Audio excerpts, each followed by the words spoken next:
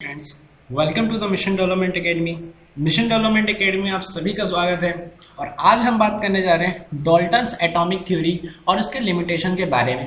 Previous video में हमें सभी लॉ को डिस्कस के लिए लॉ केमिकल कॉम्बिनेशन 5 और 6 लॉ को हमने डिस्कस कर चुके हैं और उसी के बेसिस पे आज हम डिस्कस करने वाले हैं डाल्टन एटॉमिक थ्योरी और उसकी कुछ limitation. Dalton atomic theory actual में है क्या? 1808 में जब जॉन डाल्टन ने एक थ्योरी दी, उस थ्योरी का नाम क्या दिया गया? Dalton atomic theory. वो थ्योरी किस पे बेस्ड थी? एटम्स के ऊपर बेस्ड थी। यानी कि उन्होंने एटम की थ्योरी दी 1808 में, तो उस थ्योरी को क्या नाम दे दिया? Dalton atomic theory.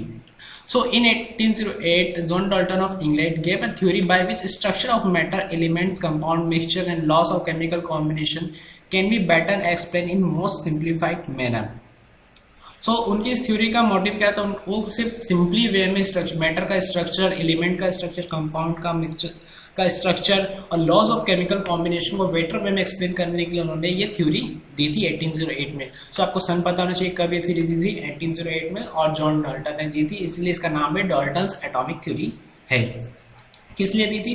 इन्होंने स्ट्रक्चर ऑफ मैटर को एक्सप्लेन करने के लिए, एलिमेंट, कंपाउंड, मिक्सचर और लॉ ऑफ केमिकल कॉम्बिनेशन को बेटर एक्सप्लेन करने के लिए ये थ्योरी दी थी। ठीक है, बात करते हैं डाल्टन एटॉमिक थ्योरी के मेन पॉइंट्स की। तो सबसे पहले बात करें, इन्होंने क्या कहा था? एटम इज इनविजिबल पार्टिकल और कॉल्ड एज टोमियो, meaning individual at the time of Democritus.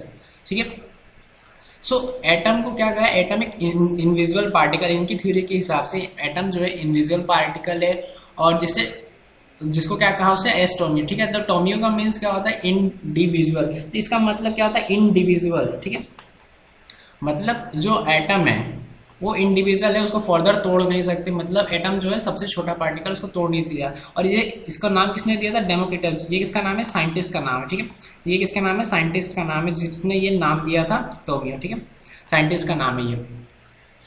Atom एक इंडिविजुअल पार्टिकल है, जैसे टोमियो कहते हैं। टोमियो का मीन होता है इंडिविजुअल, यानी कि उसे फर्दर डिवाइड नहीं करते। अब बात करते हैं उसके मेन पॉइंट की। तो जो फर्स्ट पॉइंट है वो कहता है matter is made of extremely small particle called atom. यानी कि जो मैटर है वो सबसे छोटे पार्टिकल से मिलकर बना हुआ होता है, जिसे हम क्या कहते हैं? एटम कहते हैं। क्योंकि एटम को उनकी थ्योरी के हिसाब से क्या था कि एटम को फर्दर डिवाइड नहीं किया जा सकता। आज के टाइम में हमें पता है कि एटम्स को इलेक्ट्रॉन, प्रोटॉन, न्यूट्रॉन के में डिवाइड किया जा सकता है, बट उस टाइम पे एटम्स को ही सबसे स्मॉलेस्ट पार्टिकल बोला गया था। उनके अकॉर्डिंग क्या था कि जो मैटर है वो एटम से मिलकर बना हुआ होता है। सेकेंड स्टेटमेंट की बात करें तो उनका कहना यह था कि atoms of the same elements are identical in all respect, that is in shape, size, mass and also in properties. उनके अकॉर्डिंग अगर किसी एलिमेंट का, सेम एलिमेंट के एटम्स की बात करें तो वो सभी रिस्पेक्ट में आइडेंटिकल होंगे। आइडेंटिकल का मीन्स क्या है? आइडेंटिकल का मीन्स है सेम होंगे। यानी कि अगर मान लेते हैं हमारे पास कोई एक एलिमेंट, मान लेते Cl2, तो ये किससे मिलकर बना है? एक Cl और एक और Cl, यानी दो Cl के एटम से मिलकर बना है। Cl का मीन्स क्लोरीन के एटम से मिलकर बना है, दो क्लोरीन। तो मैं ये कह सकता हूँ कि अगर इस क्लोरीन का शेप को कुछ है, मान लीजिए इसका स्पेरिकल शेप है, तो क्लोरीन, इस वाले क्लोरीन का स्पेरिकल शेप है। अगर इसका कुछ मास m है तो इसका भी मास कुछ m होगा। इसका साइज अगर कुछ है तो वो साइज इस क्लोरीन का भी साइज होगा। तो इनके अकॉर्डिंग अगर ये प्रॉपर्टीज शो कर रहा है, इसकी जो प्रॉपर्टीज है वो प्रॉपर्टीज इस क्लोरीन की होगी। यानी कि दोनों, एक्चुअल में इनका सिंपल इतना ही कहना था कि अगर कोई भी सेम एलिमेंट है और उसके एटम्स होंगे आइडेंटिकल होंगे ऑल प्रॉपर्टीज में, सभी प्रॉपर्टीज में सेम होंगे।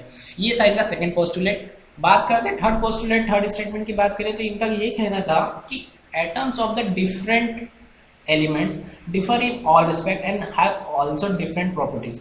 मैं ये कह सकता हूँ कि एटम्स ऑफ कंपाउंड जो है वो ऑल रिस्पेक्ट में अलग अलग होंगे, उनकी जो प्रॉपर्टी होगी सेम होगी, वो डिफरेंट प्रॉपर्टीज होगी।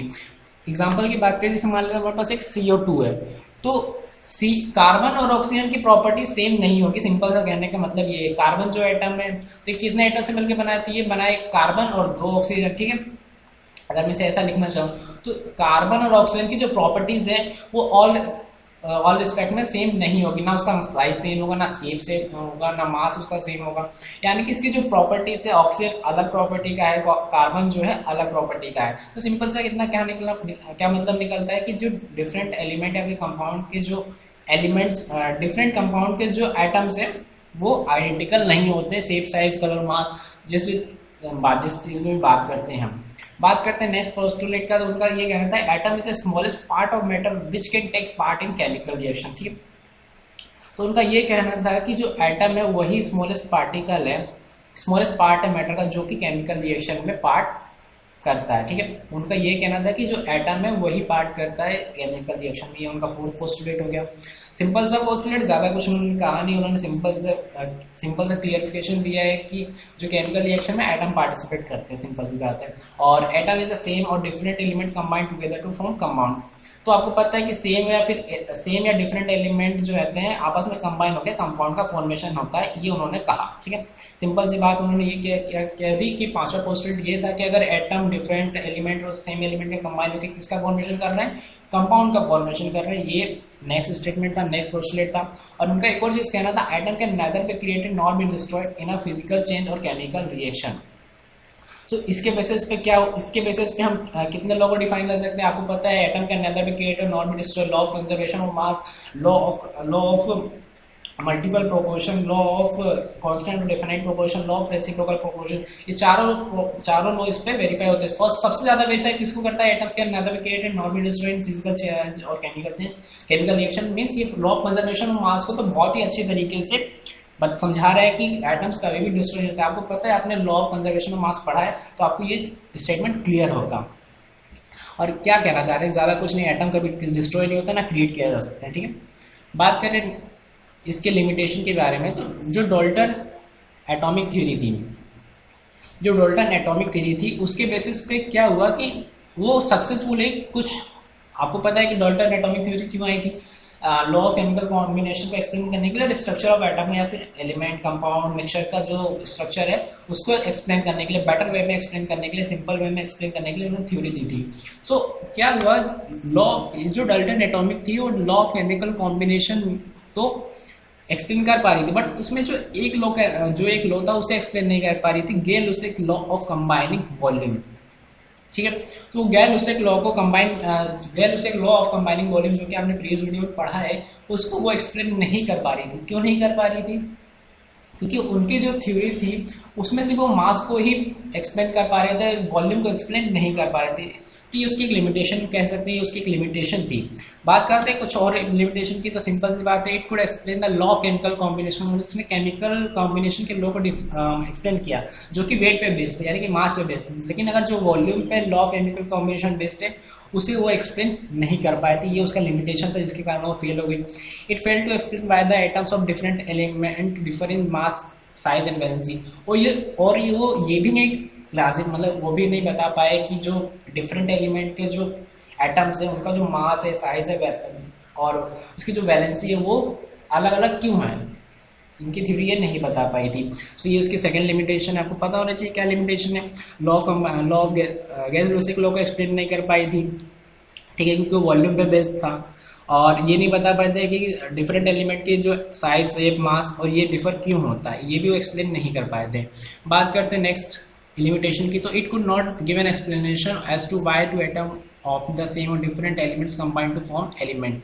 यानी कि वो ये लॉ भी नहीं, ये स्टेटमेंट उन्होंने दिया था कि जो एटम्स है वो आपस में कंबाइन, मतलब एलिमेंट्स है सेम और डिफरेंट एलिमेंट आपस में कंबाइन होकर किसका फॉर्मेशन करते हैं, कंपाउंड का फॉर्मेशन करते हैं, फिर मॉलिक्यूल्स का फॉर्मेशन कर रहे हैं। तो ऐसा वो क्यों करते हैं, ठीक है, ऐसा वो क्यों कर रहे हैं, इस चीज को भी वो एक्सप्लेन नहीं कर पाए थे। ठीक है, और ये जो थ्योरी थी वो फेल इसलिए कारण से भी हो गई थी कि the theory fail to explain the nature of binding force in atom molecules which account for the 3 state of matter. आपको पता है सॉलिड में जो बाइंडिंग फोर्स होता है वो ज़्यादा होता है, लिक्विड में थोड़ा कम होता है और गैसेस में सबसे कम होता है बाइंडिंग फोर्स। ठीक है, जैसे मॉलिक्यूलर फोर्स ऑफ अट्रैक्शन भी कहते हैं।